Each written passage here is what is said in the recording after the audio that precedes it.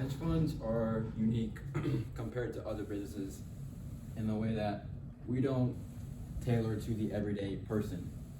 If you want to invest with the hedge fund, one must either be an accredited investor, meaning that you have to have a Series 7's license, you have to have over $200,000 a year in salary, or you have to have a net worth of over $1 million if you want to invest with us. We're not like regular wealth management firms or investment advisories where we tailor to every client's needs and wants, and we tailor to their own strategy. We have our own strategies that we put upon clients, and that is how we invest. That being said, hi, I'm Tristan Pena. I'm a senior partner at TP Capital Management, and today I'm going to discuss 3 factors as to why we should move to New York rather than stay here in Florida. So first off, a little bit about us. We were founded by 4 other FAU graduates back in 2018. We started off with about $500,000 in assets and have grown to about $900 million, which is relatively small compared to larger hedge funds who have billions of dollars under asset management. We primarily invest in stocks, we do derivatives, as well as a little bit of real estate. We have 2 main strategies that we invest these securities in. We take either a long or short equity position. Now, a long equity position means that we think a stock is bullish and we'll buy a call on it. And a short equity position means that we're bearish on a stock and we'll buy a put on it. We also take a market neutral strategy. Now, this is kind of a hedging technique where, let's say if we bought a call on a stock and that price starts to decline, we'll then buy a put to kind of offset that risk and hedge our investment.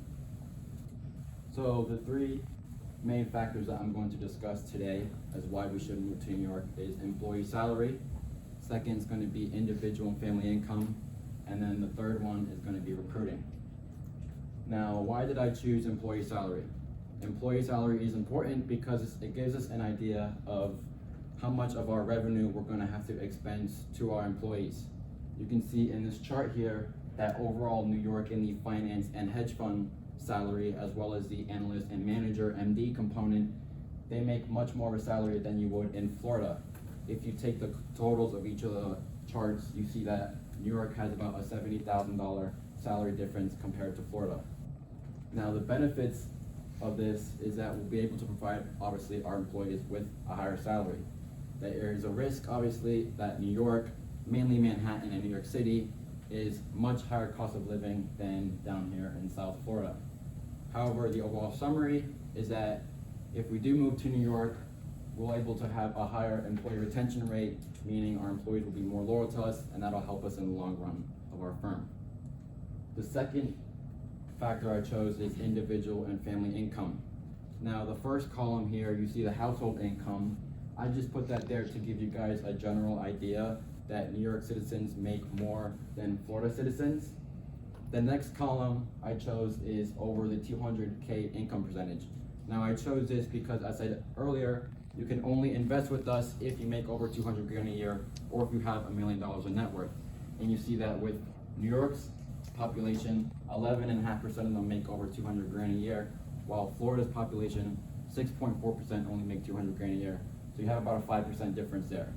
And then the last column I put is the number of millionaires in each state. And you see that New York beats Florida again, about a 70,000 population difference of millionaires. Now, the benefit of moving to New York is that we'll have access to more potential clients. Now, this can come at a risk because if we add too many clients at one time, it might be a little harder to manage each client's portfolios and their money in their accounts, especially if we don't expand our workforce. However, the overall summary is that if we do get access to more clients, this will boost our overall revenue and our profits and assets. The last factor I chose is recruiting. Now, I chose recruiting because it's important for any firm in any industry to attract top graduates from top schools in order to maintain a high standard and prestige within that industry. You can see the differences between Florida and New York is that in New York you have 2 Ivy League schools. That is Cornell and Columbia University. Now, Florida doesn't have any Ivy League schools. There are still good colleges down here. You do have UF, you do have FSU, and FAU, where we are here. However, the top programs at these schools mainly put an emphasis on business management. Compared to New York, such as schools like Fordham and NYU, they're more focused on economics and finance programs, which are more popular there, which is what we're looking for in our students. And we can see that the benefit here is that if we go to New York, we will have access to well-educated students that are more trained in finance and economic programs. The risk is that we're not the only firm that's trying to recruit these kids from these top colleges.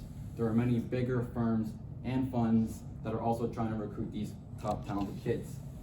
However, if we are able to make the move to New York, and by attracting and recruiting college kids right out of when they graduate, we will be able to maintain our high standards, and by adding the bright talent, we'll be able to increase the longevity of our firm. You can see in this chart here too, that New York has 3 schools, NYU, Cornell, and Columbia, in the top 10 in the nation for recruiting and finance. So overall, I talked about what our firm was about. I talked about 3 factors of why we should go to New York, which is employee salary, individual family income, and as well as recruiting.